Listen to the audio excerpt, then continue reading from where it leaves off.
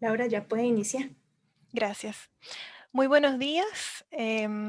La Escuela de Administración Pública y el Centro de Capacitación e Investigación en Administración Pública de la Universidad de Costa Rica les dan la más cordial bienvenida a la segunda ponencia principal del Conversatorio Internacional Territorios y Desarrollo en Latinoamérica, debates actuales y perspectivas futuras desde una óptica de la región, organizado por Diana Morales, Tiago Teixeira y por mí, Laura Sariego. Hoy tenemos el honor de contar con la ponencia de la investigadora doctora Mabel Manzanal, directora del Programa de Economías Regionales y Estudios Territoriales y profesora titular de la Universidad de Buenos Aires e investigadora titular del Consejo Nacional de Investigaciones Científicas y Técnicas CONICET. Sus trabajos de investigación abordan la problemática territorial, regional y rural, enfocada en el análisis del desarrollo, de las desigualdades y en cuestión alimentaria, siempre desde una perspectiva crítica y latinoamericana. Sin más, le doy la palabra a la doctora Mabel para que empiece su ponencia.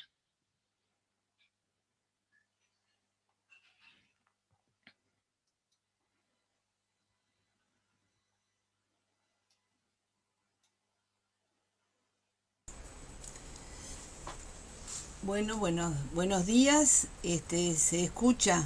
¿Se ¿Se está escucha, escuchando? sí? Buenos días. Estoy muy contenta de participar en este evento. Eh, el día de ayer fue realmente un día muy interesante y muy productivo en las diferentes ponencias que se presentaron y agradezco la invitación a Laura, con quien tuve el contacto directo, pero desde ya también a todo el equipo y a la Universidad de Costa Rica. Voy a comenzar compartiendo pantalla. A ver, un segundito.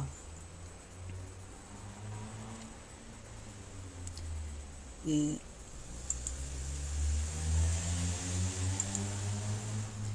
¿Se está compartiendo? Sí, se ve muy bien. Bueno, muy bien. Muchas gracias. Bueno, básicamente el tema que ustedes han convocado, el tema convocante, es realmente muy amplio: territorio, desarrollo, región, debates actuales. Y a mí me interesaba poner en discusión un tema que me viene preocupando últimamente, que tiene que ver con la desigualdad, con el hambre, y con las crisis. Y bueno, por supuesto que la cuestión del desarrollo y el territorio está presente, pero decía, bueno, ¿cómo voy a poder transmitir esto en un evento? En un evento donde el foco está puesto en el desarrollo y el territorio. Por supuesto que todo esto tiene que ver con el desarrollo y el territorio. Por suerte se dio la excelente exposición de Marcos Saquet ayer, que me alivió porque, bueno, avanzó mucho con el tema más específico del evento desde su propia, también desde su propio ámbito de interés y de investigación, vinculado a la acción, a la praxis, a lo más concreto, con lo cual me alivió con respecto a algunas explicaciones ya están mejor dadas que las que podría haber dado yo. Eh, bueno, entonces, desde luego que cuando nosotros encaramos la temática del desarrollo y del territorio, siempre nos encontramos con, pensando desde la óptica, como señalaba en el día de ayer, que siempre nosotros, todos, cualquiera de nosotros, entramos desde una determinada concepción, desde nuestras propias subjetividades, de determinado marco teórico, desde la concepción que siempre he puesto en evidencia en mis publicaciones. El desarrollo aparece como una paradoja, porque nosotros hablamos de desarrollo, hablamos y entonces desarrollo, territorio, región, pero ¿qué es el desarrollo y qué es el desarrollo en América Latina? No podemos dejar de pensar la desigualdad. América Latina es el continente más desigual del planeta. No podemos dejar de pensar en el hambre, que viene en aumento y con la cuestión del COVID aún más, y en todos los otros procesos concomitantes que tienen que ver con la desigualdad, con el hambre, con esa paradoja del desarrollo como son y se han nombrado la desertificación, el extractivismo, la desposesión de las poblaciones campesinas, las poblaciones originarias, la pobreza, la marginación, las persecuciones de las poblaciones, en fin, todo esto que es desarrollo y es territorio es el desarrollo de América Latina. Entonces, en realidad es cuando hablamos de desarrollo, y siempre estamos como pensando que el desarrollo es algo esperanzador, hacemos propuestas, y ese esperanzador es una utopía o es una distopía en frente a estas realidades, ¿no? Y yo creo que parte de la discusión o las preguntas que se hicieron en el día de ayer, vinculadas sobre todo al territorio y región, se responden si uno mira la historia del desarrollo. Mira por un lado el desarrollo como hecho concreto, como qué ha sido el desarrollo en América Latina. Centrémonos en América Latina.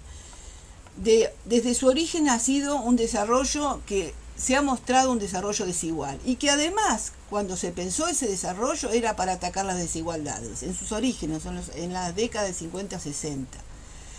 El desarrollo regional desigual era un término que se utilizaba en esos años, y hoy podríamos pensar que se habla de desarrollo territorial, pero es un desarrollo territorial selectivo, es decir, son algunas regiones. Cuando se habla de desarrollo territorial se habla de algunas regiones, de esas regiones que son competitivas, que pueden insertarse en el mercado en forma competitiva.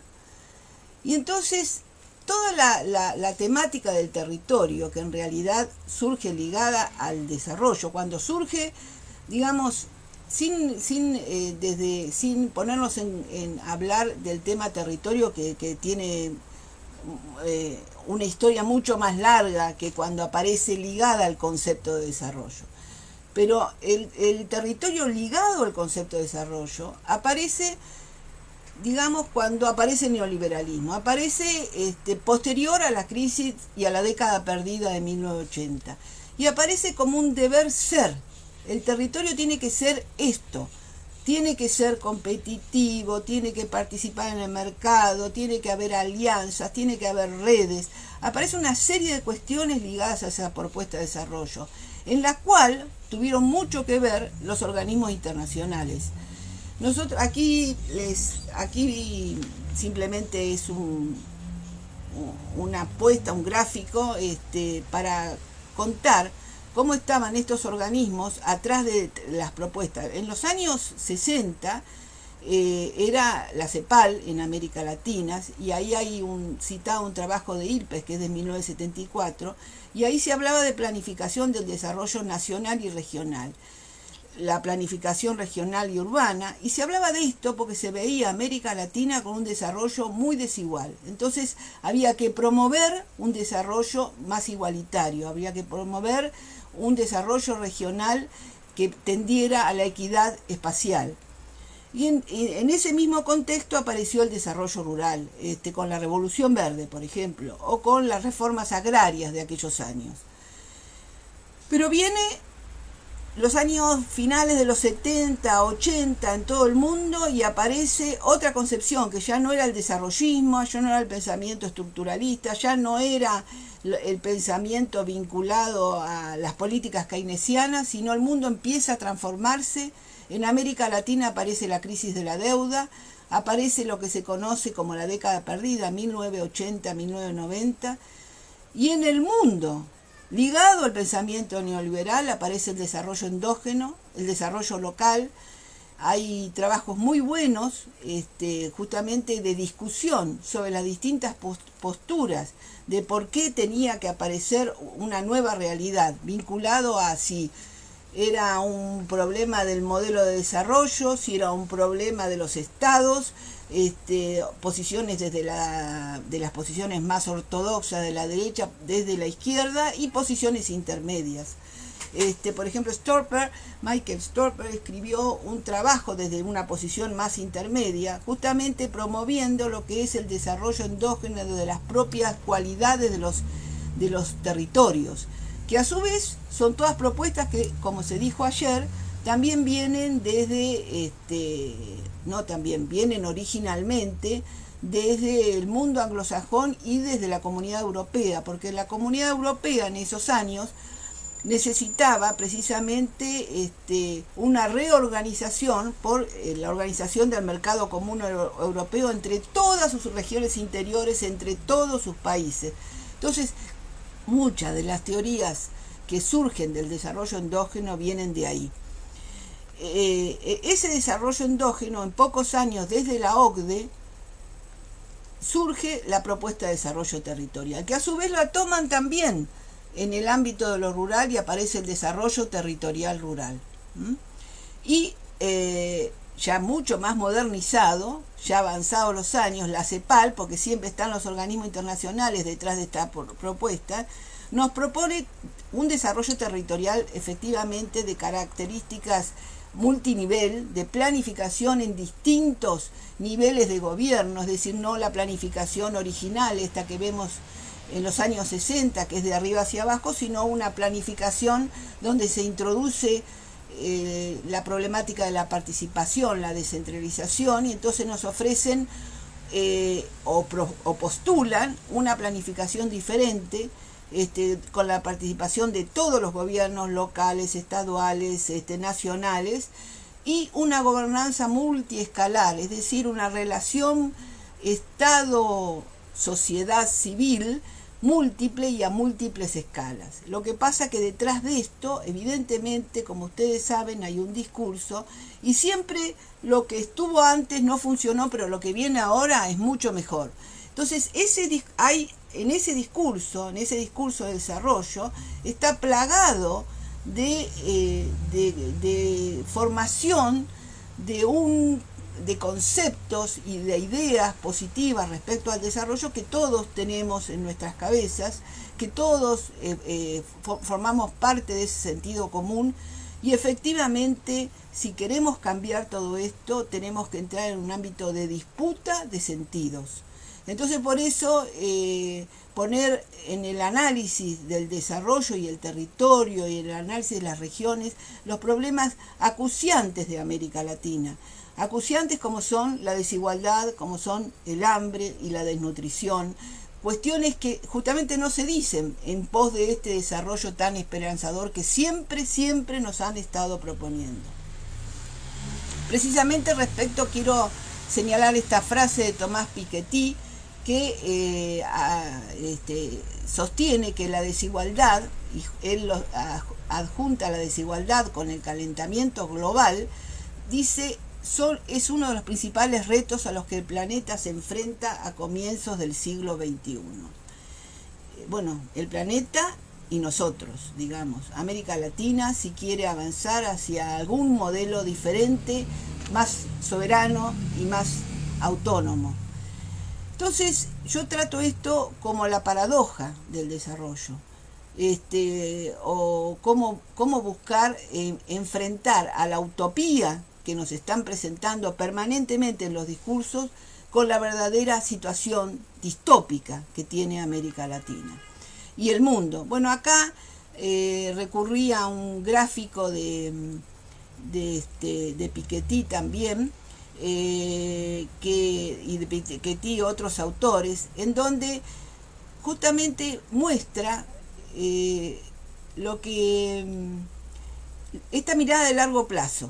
Por de pronto es un gráfico entre 1980 y 2015 para países como la India. Yo no sé si ustedes están viendo el gráfico, perdón, a ver, están viendo el gráfico, porque yo hay una parte del gráfico que no puedo ver, se me tapa.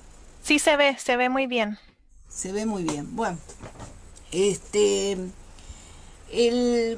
gráfico nos está mostrando cómo se da el aumento de las desigualdades entre 1980 y 2018.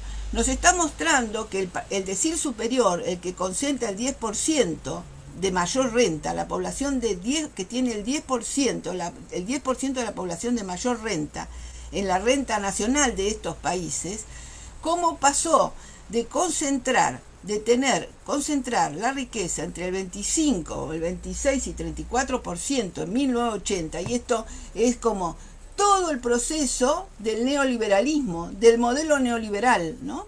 Entre 1980 para llegar al final de este análisis, que es 2018, a concentrar entre el 37 y el 56% de la renta.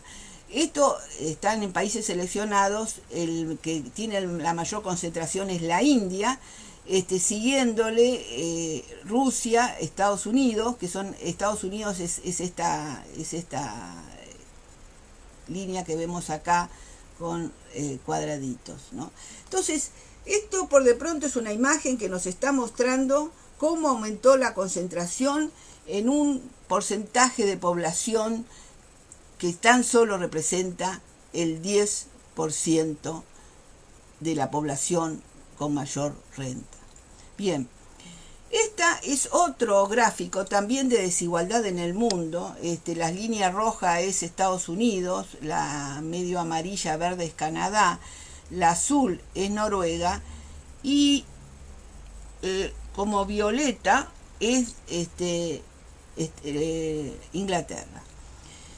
Y esta nos está mostrando el 1%, los que concentran el 1% de la riqueza, los más ricos entre los ricos. Y es una línea de tiempo, algunos de ustedes ya lo habrán visto, porque son gráficos muy conocidos, es una línea de tiempo que transcurre entre 1920 y 2006-2008. Si ustedes ven, tiene la forma de U. Y esta forma de U nos está mostrando que en las décadas que van entre 1920 y 1940, que es la etapa de mayor desigualdad en el mundo antes de las guerras, la concentración de la riqueza era alta, baja en las etapas de preguerra y todo el periodo del keynesiano, durante la guerra, todo el periodo keynesiano, para volver a subir bajo la etapa neoliberal. Entonces, estos son imágenes clarísimas de que la situación de desigualdad en el mundo con el modelo neoliberal, con el proceso de financiarización de la economía, ha ido crecientemente en aumento. Y en este contexto es donde tenemos que pensar estas propuestas de desarrollo territorial. Entonces, si nosotros queremos pensar entre posibilidades, entre distopías y utopías, el hipercapitalismo, el neoliberalismo, los microfascismos, que cada vez los vemos más presentes en este mundo del COVID, y el aumento de la desigualdad son distopías con las cuales tenemos que convivir. Frente a eso, la utopía es la democracia, la política social y alimentaria a favor como derecho, pensado como derecho para precisamente ir a favor de una mayor igualdad. Finalmente, de nuevo, esto está puesto de este modo justamente para pensar cómo construir, cómo entrar en la disputa del sentido común. Es decir, nosotros tenemos muchas disputas por delante para cambiar este mundo con mirada de desarrollo efectivo hacia los sectores más desfavorecidos. Y entonces la distopía es la concentración en ascenso permanente frente a la necesidad de promover procesos más autonómicos, soberanía social, política, alimentaria. Bien, voy a avanzar un poco porque creo que no sé cuánto me está quedando de tiempo. Es suficiente tiempo. ¿Estamos bien? Bueno, los actores territoriales tienen que luchar a favor de sus propios intereses, deberían luchar, y esto está muy interesante en la exposición de ayer de Marcos, donde habla de la praxis en los territorios, y hay intereses concretos de ellos en esas luchas, pero esas luchas a favor de la salud, de la educación y de cuestiones y de cuestiones muchas veces identitarias, familia, sexo, género, cultura, economía.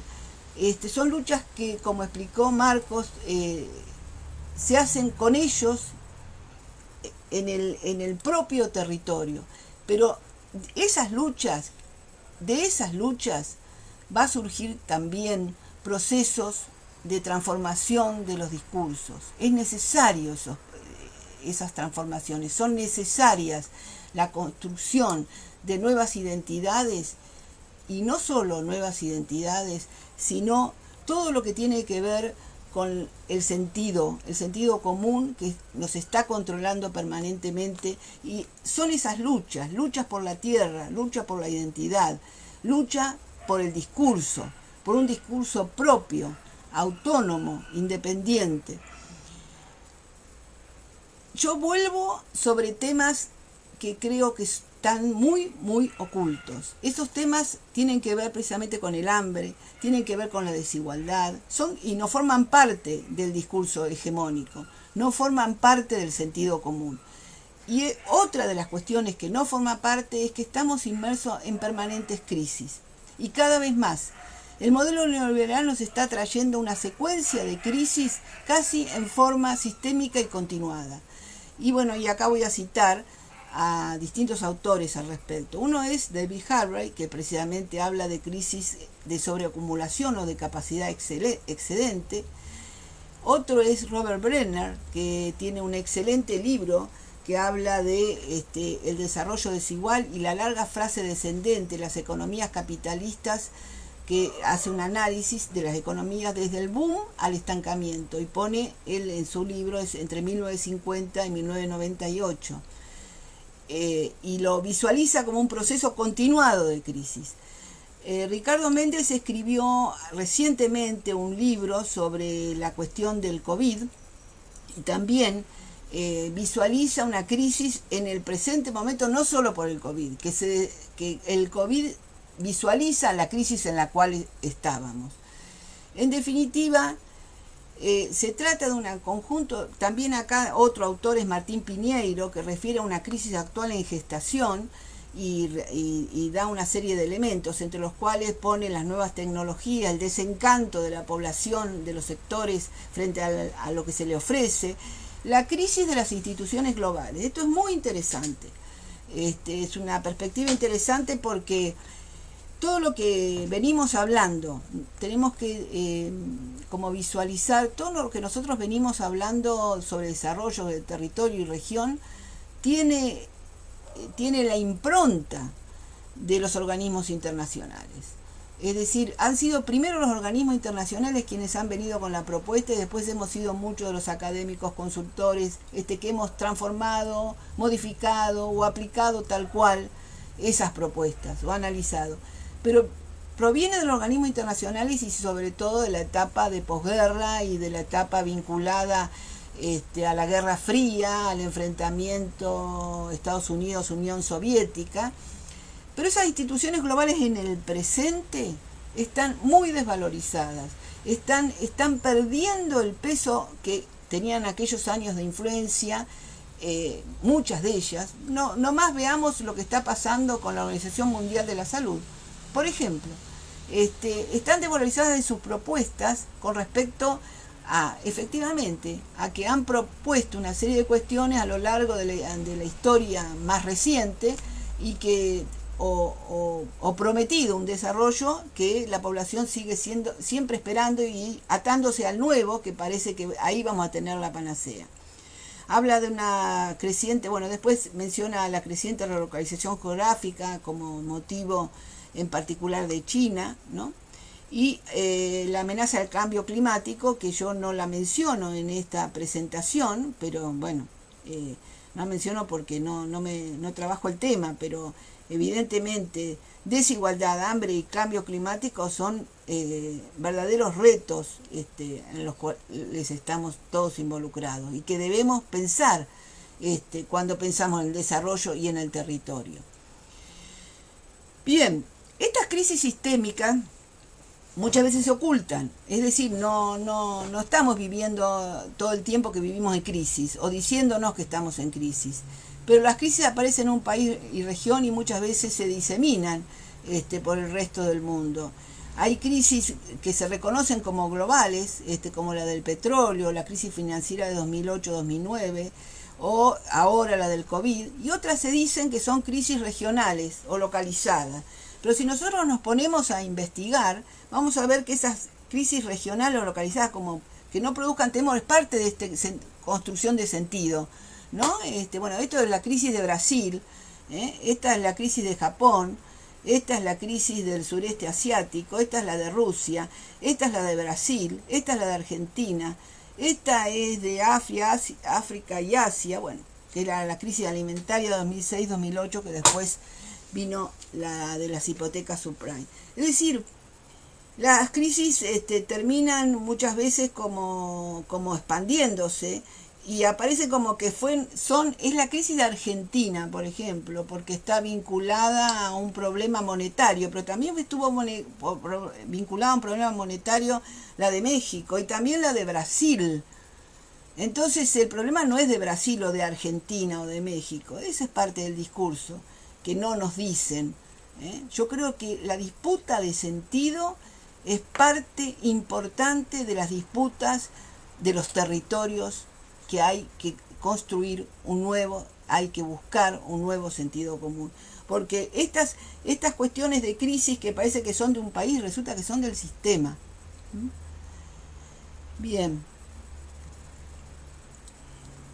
Por eso, digamos, en esta construcción de sentido, a estas crisis hay que observarlas en sus conexiones, en su perspectiva histórica. La perspectiva histórica es fundamental en todos los análisis, también en el desarrollo y territorio, porque ahí vamos a ver cuál es el origen de todas estas crisis. Y entonces, ¿por qué traigo esto? Traigo esto porque nosotros, pensando en el territorio y pensando en el desarrollo, estamos muchas veces pensando en la potencialidad que tiene ese territorio, cómo generar el desarrollo en ese territorio, y nos olvidamos de los determinantes estructurales, internacionales, mundiales, globales, sistémicos, que ese territorio y ese desarrollo en el cual estamos pensando están influenciados y predeterminados.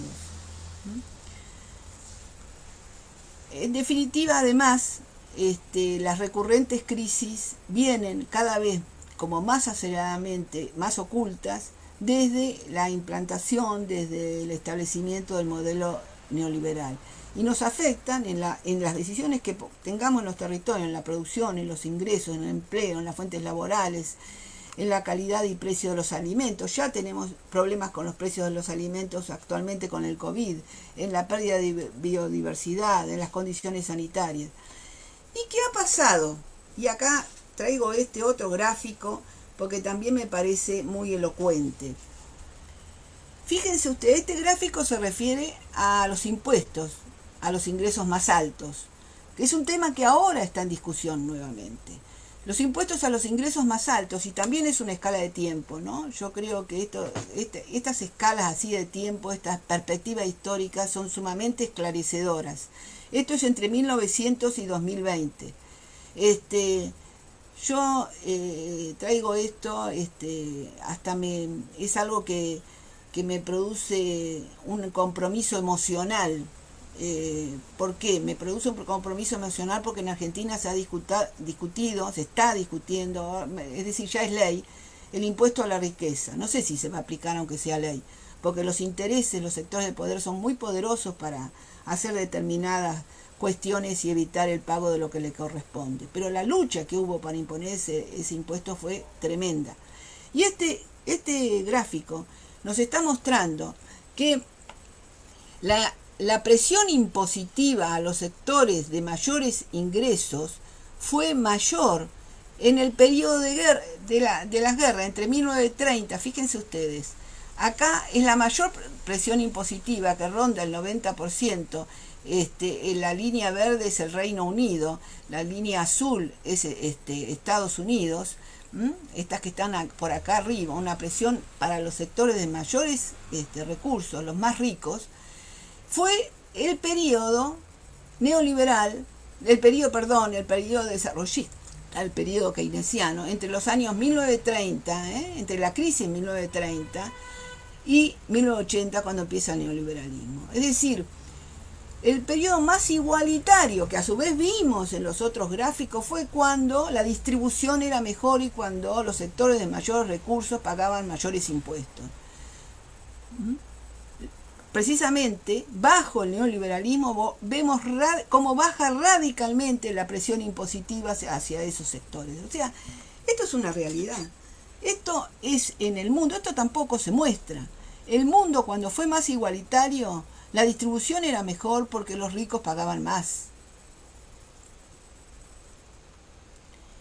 Bien, voy a seguir. Ahora voy a traer algunas cuestiones vinculadas con la cuestión alimentaria también para hacer como expresión de esta problemática. Cualquiera sea el origen de las crisis, sus consecuencias siempre van a terminar en problemas de alimentación y de nutrición.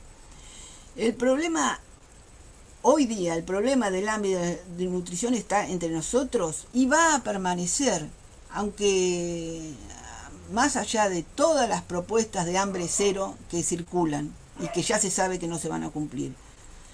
Y la actual pandemia es un ejemplo de las variadas y múltiples dificultades del acceso a la alimentación. Bien, la alimentación es dependiente de estos problemas de desigualdad, es dependiente de los problemas de crisis. La crisis y la desigualdad traen cada vez mayores problemas de alimentación. Pero fíjense ustedes, la alimentación adecuada es un derecho humano que ha sido consagrado y que en realidad creo que conocemos poco. Creo que las organizaciones sociales desconocen que hay un conjunto de pactos internacionales, justamente desde las Naciones Unidas, que implican esa secuencia de pactos, derechos que se plasman en obligaciones jurídicas y se establecen órganos dirigidos a vigilar el cumplimiento por los estados partes, los estados que firmaron la Declaración de los Derechos. Hay obligación de una alimentación adecuada. Sin embargo, desconocemos que esto se aplique, porque es la Carta Internacional de Derechos y el Pacto Internacional de Derechos Civiles y Políticos de 1966, que entró en vigencia en 1976. Establece el derecho a un nivel de vida adecuado y a las mejores condiciones de alimentación. El derecho a una alimentación adecuada que requiere disponibilidad de alimento en cantidad y calidad, sin sustancias nocivas y aceptables para una cultura determinada. En definitiva, el derecho a una alimentación implica también el derecho al agua. Deberíamos preguntarnos cuánto sabemos de esto, cuánto es parte de las disputas en las cuales nuestras organizaciones, nuestros sectores sociales más contestatarios conocen de sus derechos legislados en las Naciones Unidas.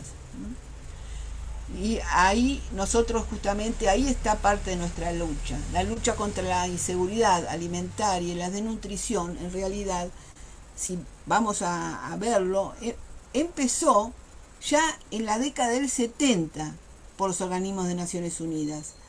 Si esto, y siguen proponiéndose hambre cero, nosotros tenemos que reconocer que ha fracasado. Incluso ha fracasado desde ellos mismos. Muchos de los quienes son parte de estos organismos lo reconocen, si ustedes hacen una revisión de los distintos discursos. Pero son cuestiones que a nuestros países no llegan, a nuestras organizaciones, a nuestros territorios tampoco. O yo me pregunto si ha fracasado o nunca ha sido un objetivo real. Bien, la conferencia original fue en 1974. En 1990, con plena hegemonía, el problema del hambre ha comenzado a ascender. Entonces, desde 1974 a la actualidad, la situación no se ha solucionado, sino que más bien se ha descontrolado. Entonces, tenemos que hacer uso de esas resoluciones internacionales para construir un derecho y ejercerlo, para construir un derecho desde nosotros, desde nuestras sensaciones, no desde lo que nos dicen. Lo que nos dice que son discursos muy lindos, pero que ahí quedan en los papeles, hay que ejercerlo. Bueno, acá lo que pongo son una serie de datos. 690 millones de personas padecen hambre, que es casi el 10% de la población. Aumentó 10 millones en un año y 60 millones en 5 años. Una de cada 10 personas en el mundo están sometidas a niveles fuertes de inseguridad alimentaria. 2.000 millones de personas sin acceso regular a los alimentos. Bueno, la pandemia del COVID lo ha acrecentado.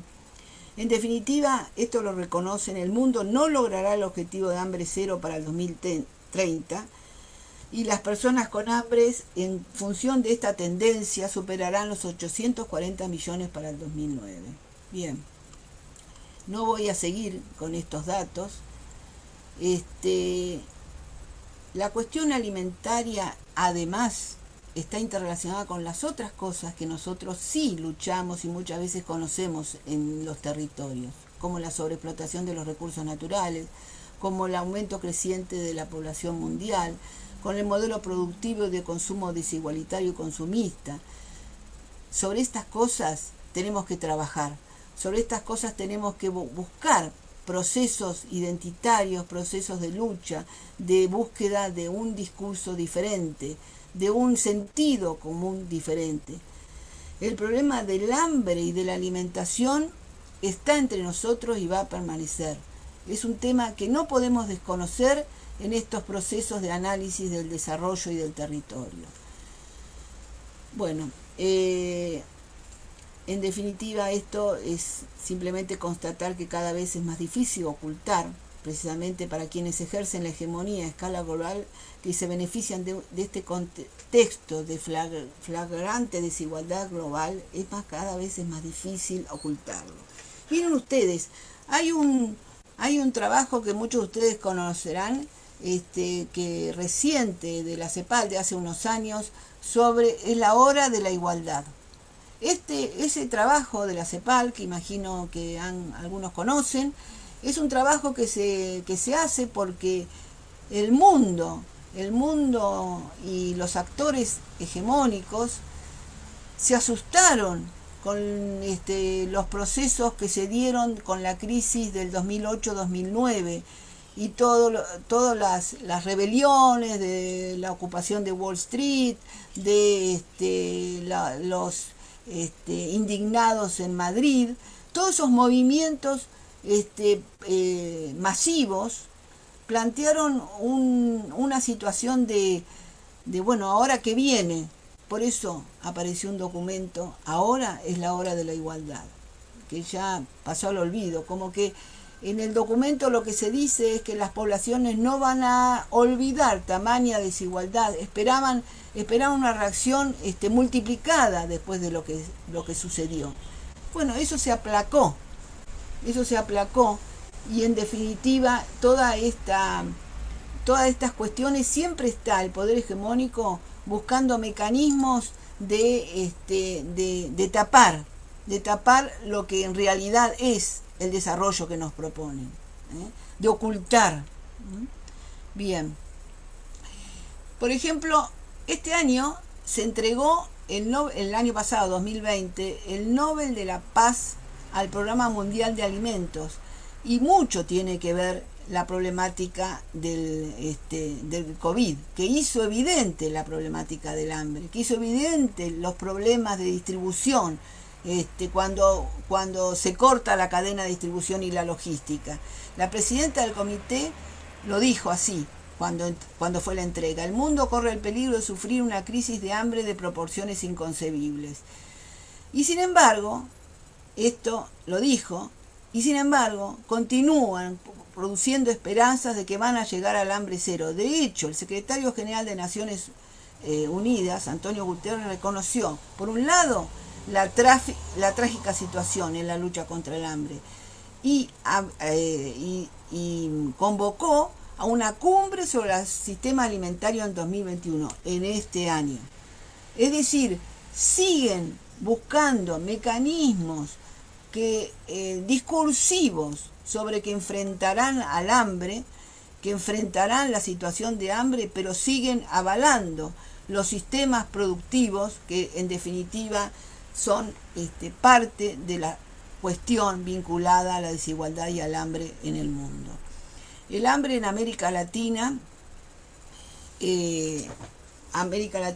tiene una situación de hambre muy profunda en algunos países centroamericanos y urge transformar los sistemas alimentarios para garantizar el acceso a una alimentación saludable, ¿no? Pero estos son argumentos que lo podemos decir nosotros y también lo dicen los organismos internacionales para las 42 millones de personas que padecen el flagelo del hambre. Tenemos que desarmar estos discursos.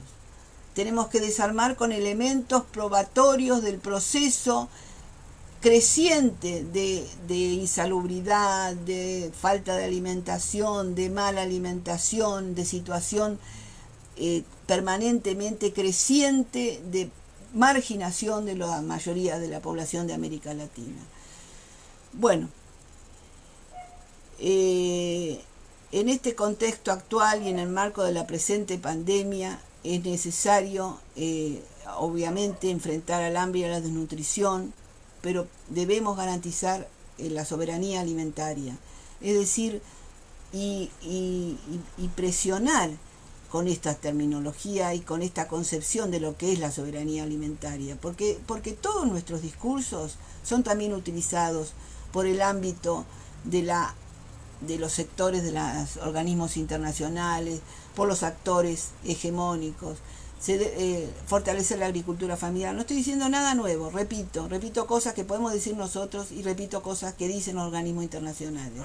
Desde nuestra perspectiva proponemos acciones similares, fíjense, a esas que están ahí, que proponen los organismos internacionales, priorizando la producción agroecológica, alcanzando el conjunto de los sectores vulnerables, promover una distribución de cercanía, asegurar precios justos, reconocer e incorporar las diversidades territoriales. En este sentido hablamos de enfoque territorial, no en el sentido del desarrollo territorial. Los territorios son diferentes porque son diferentes sus lógicas, sus identidades, su población, sus intereses, sus relaciones con los alimentos, sus logísticas. Eso es el enfoque territorial. Ir a los territorios, observar las relaciones propias de los territorios, las relaciones de poder, cómo se construye el poder en los territorios, cómo se ejerce la territorialidad, tener en cuenta las diversidades territoriales y en función de ellas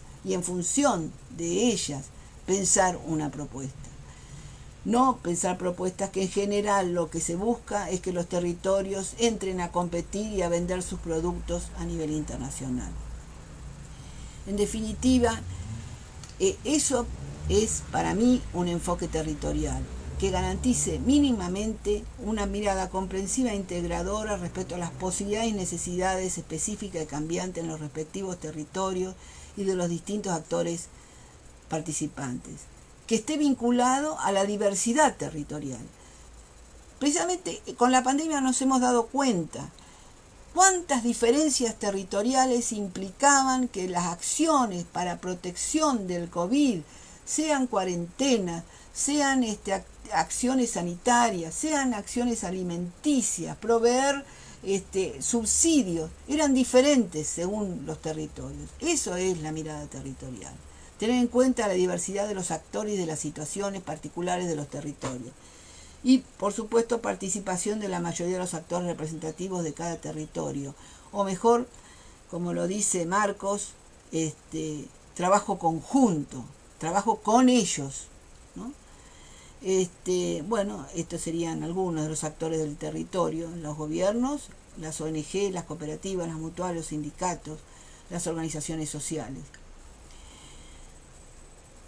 Tenemos que revisar en ese contexto, en los territorios, los modelos agroalimentarios hegemónicos y repensar las propuestas, todas, nacionales, latinoamericanas, de seguridad y soberanía alimentaria, la agroecología, la defensa de la biodiversidad, revalorizar el rol de la agricultura familiar desde otros lugares, una nueva construcción de sentido común y discurso que reconozca e imponga la alimentación como un derecho humano fundamental.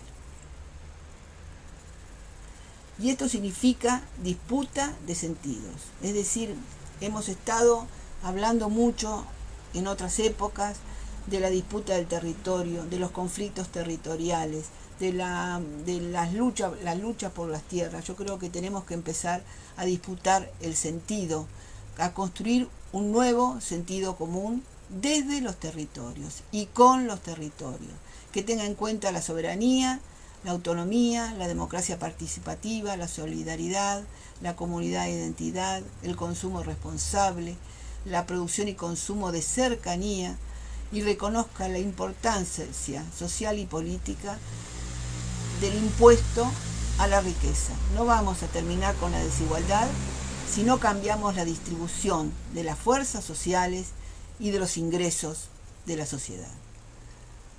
Muchas gracias. Lo dejo acá. Excelente.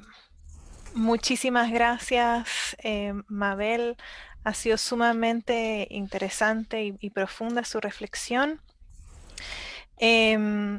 Vamos a abrir el espacio para comentarios y preguntas. Antes que nada, me gustaría nada más decir cómo efectivamente nos sirvió mucho su charla para entender cómo el problema del hambre es un ejemplo de cómo la forma en que hemos definido el concepto de territorio en América Latina en relación a los resultados generados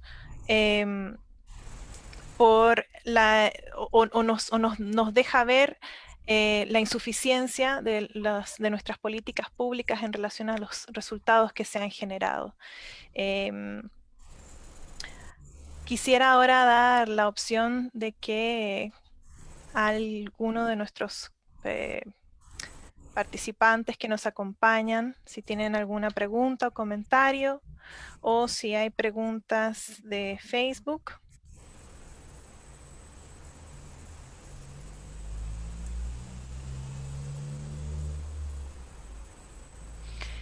Mientras van redactando sus preguntas, a mí me gustaría hacerte una pregunta, Mabel, y es, ¿cómo hacemos para identificar ese nuestro propio discurso latinoamericano dentro de tantos y tantas diferencias históricas y procesos distintos que hemos estado viviendo y tantas ideologías que se mezclan dentro también de nuestra región? ¿Cómo podemos hacer para identificar ese discurso latinoamericano que mencionabas?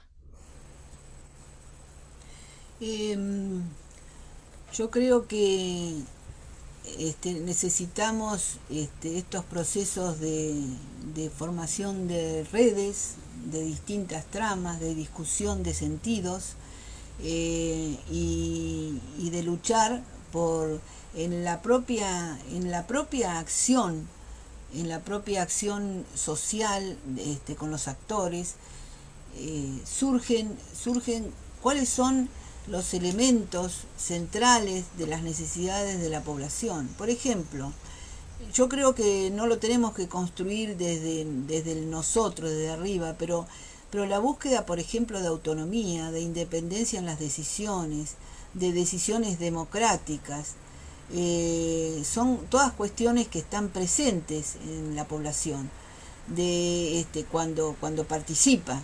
Yo creo que todos no vamos a ponernos a discutir no vamos a estar en desacuerdo con cuestiones vinculadas a ser soberanos de nuestras decisiones individuales y nuestras decisiones locales y nuestras decisiones respecto a la nación.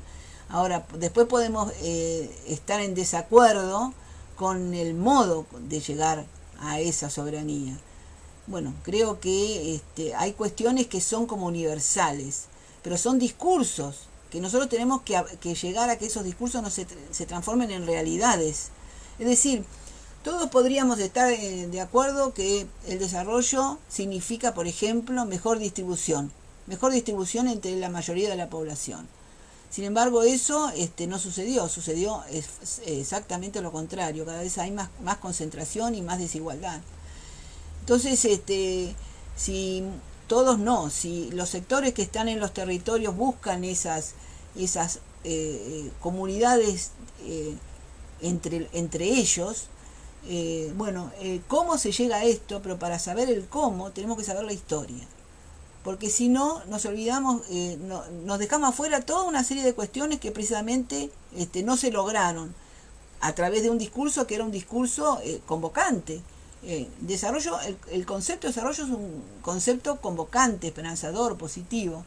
Tenemos que saber lo que pasó con el desarrollo, ponernos a discutir sobre eso, para poder después ponernos de acuerdo en cuáles serían los distintos mecanismos, en los cuales no son iguales para todos los países. Podemos tener algunas ideas básicas, como soberanía, independencia, distribución. Después los mecanismos no van a ser todos iguales, seguramente. Ayer quedó claro en la discusión, cuando se hablaba de cómo fue el desarrollo regional en la etapa de los 60 hasta los 80, digamos, y muchos países vimos que, contaban el caso de Colombia, entraron también por la situación de guerra interna, etcétera, etcétera, entraban en estas realidades en momentos diferentes y con diferentes necesidades. Entonces, hay conceptos o ideas o búsquedas que son comunes, pero después los procedimientos van a ser diferentes. Bien, hay a ver, alguien levantó la mano por acá. Si alguien levantó la mano, Diana. Sí, hola, buenos días, buenas tardes. Muchas gracias por la presentación, profesora Mabel. Siempre es como muy bueno como escuchar su perspectiva, que siempre nos ayuda a aclarar un montón como todos estos conceptos. Yo quería preguntarle entonces, como investigadores, ¿cómo hacemos investigación? ¿Cómo acercarnos a hacer investigación? Como dentro de ese marco de la teoría neoliberal, yo he encontrado el acercamiento que hace Verónica Gago cuando habla de las economías barrocas y la razón neoliberal, que es entrando como desde abajo y reconociendo la agencia de las comunidades y las personas de coger como toda esta razón neoliberal y transformarla a sus propias realidades. ¿Cómo desde su perspectiva podemos nosotros de pronto reconocer un poco esa agencia de esas comunidades y hacer investigación? Eh, bueno, eso depende de un conjunto de determinantes, ¿no? Ayer en la exposición de Marcos Saquet proponía la investigación-acción, la investigación participativa. La investigación-acción participativa esa es un modo de entrar a la investigación, que significa trabajar con la gente, y nadie mejor para explicarlo que él mismo, ¿no? Pero nosotros, por ejemplo, nuestro grupo de investigación, los investigadores, becarios, tesistas, trabajan mucho con estudios de caso. Y efectivamente, los estudios de caso los vinculan muchísimas veces con organizaciones con las cuales trabajan con un modo diferente, no como investigación, acción participativa, sino muchos de ellos a veces militan en las organizaciones, pero a veces no militan, y tienen vínculos para analizar determinadas problemáticas.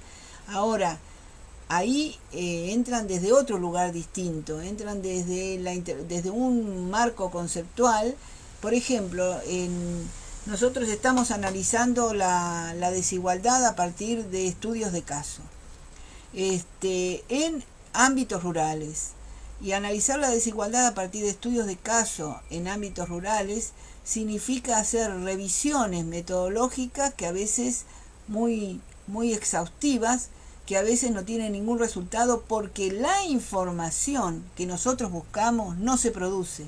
Es decir, nosotros estamos como luchando para encontrar información que no encontramos, tenemos que denunciar también que esa información no está. Mucha de la información que uno dispone a veces son construidas por las asociaciones empresariales de los grupos hegemónicos del país, que tienen un sesgo en la construcción de esa información. Entonces, este es otro tipo de entrada a la investigación, en donde nosotros tenemos la pregunta, bueno, ¿cómo se manifiesta la desigualdad en los ámbitos rurales? ¿Qué particularidades tienen? La desigualdad muchas veces la hemos visto por el lado de mostrar la pobreza, la marginalidad. Hoy día cada vez para construir ese sentido, ese nuevo sentido, cada vez aparece más importante mostrar la desigualdad por el lado de la riqueza.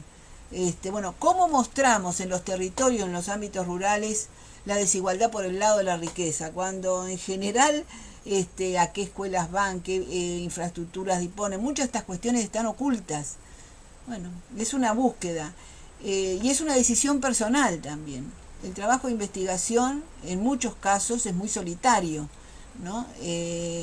Depende de los intereses de cada uno también, por qué lado va a ir. Pero son búsquedas que tienen diferentes modos de abordaje. No sé si respondí algo de lo que de tus inquietudes.